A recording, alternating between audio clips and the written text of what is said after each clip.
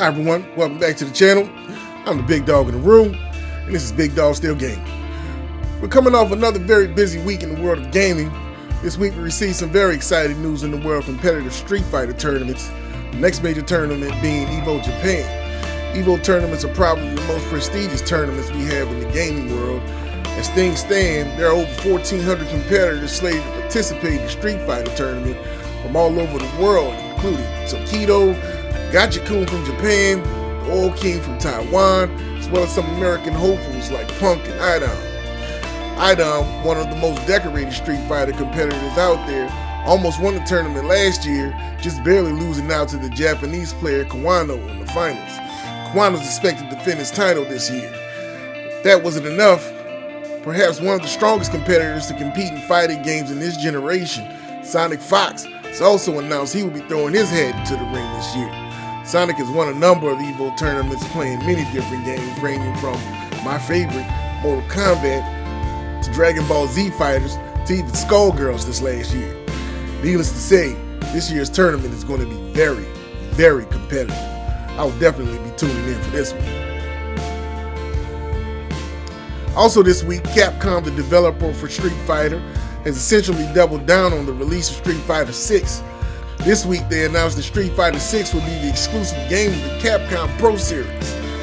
Not only that, but the company is putting its money where its mouth is too, by backing the game with a huge $2 million prize pool, $1 million of which will go to the winner of the next Capcom Cup. The Capcom Cup could quite possibly become the biggest event of the year, and maybe even best EVO. We shall see.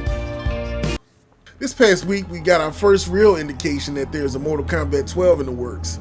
The information comes to us via Warner Brothers' earnings call, no less. A number of news outlets have used a snippet from the earnings call as absolute surefire proof that we will be getting a Mortal Kombat 12 this year. I want you guys to take a listen. This is Andrew Slavitt, Warner Brothers' Executive Vice President of Global Investor Strategy. And there's lots more to come. That's what my including the estimate highly was. anticipated Mortal Kombat 12 and Suicide Squad: Kill the Justice League. Games also set for release this year with ambitious launch projections. So I'm a huge Mortal Kombat fan. News like this would normally get me very excited, even though I still enjoy playing MK11. But I have to admit, I am a bit skeptical. Pay close attention to what he says. He doesn't flat out say Mortal Kombat 12 and Suicide Squad will be released this year. He tantalizes the audience by mentioning the two games. Then he says these games are also set for release this year with quote-unquote ambitious launch projections. In my mind, ambitious as it is used here simply means that the game is in the works. We really want to deliver it this year, but that is highly unlikely. I could be wrong about this, of course, but this would be a massive deviation from historical practice. We'll do another Injustice title before MK12. That has been the pattern since Midway was rebranded as NetherRealm Studios and purchased by Warner Brothers back in 2010. We get a Mortal Kombat installment, and then we get an Injustice installment. Perhaps in the most hilarious fashion, Ed Boon has chimed in on the matter. You guys know who Ed Boon is, right? He's the guy responsible for creating the Mortal Kombat series, and has been a mainstay on the project right up until this day. He recently tweeted probably the same question that went through a lot of our minds. So who has heard news about Injustice 3? To which a follower replied, please, just stop. We know it's MK12. Sorry you couldn't announce it. Ed then replies, I don't think you got my joke. So for those of you who didn't get it, Ed in his own way is trying to inform us that Injustice 3 should have been announced and not MK12. I don't think most people would have picked that up, unless you're a fan, of course. So moving right along, Bungie just won a $4.3 million lawsuit against Destiny 2 cheat maker Aim Junkies. Aim Junkies is a company that specializes in building aimbots. Aimbots are basically a piece of software code that allow users to get the upper hand in shooter-type FPS games. It simply makes sure you hit whatever you shoot. The decision comes after nearly 2 years of legal proceedings, where Aim Junkies was ultimately found guilty of copyright infringement.